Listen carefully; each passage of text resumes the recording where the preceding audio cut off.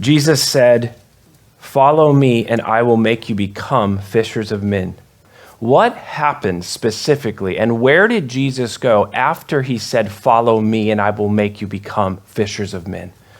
Where did Jesus go to evangelize and reach the lost?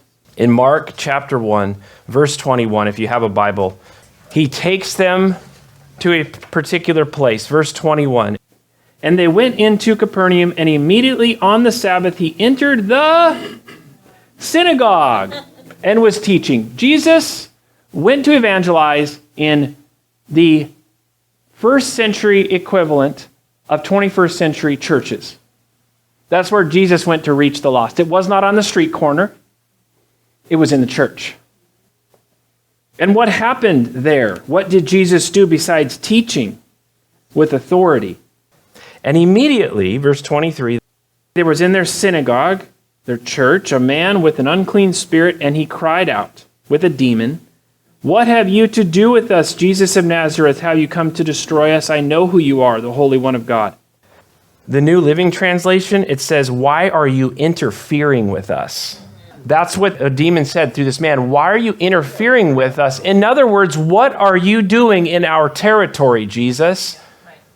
This local church is our territory, the demon said. What are you doing here, Jesus? We know who you are. But Jesus rebuked him, saying, "Be silent and come out of him."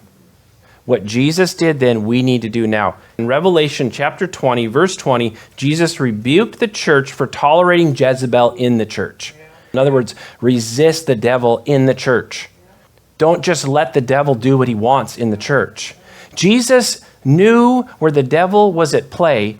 So Jesus is like, okay, where am I going to find the epicenter, the headquarters of Satan's work on earth? I'm going to go to the local synagogue.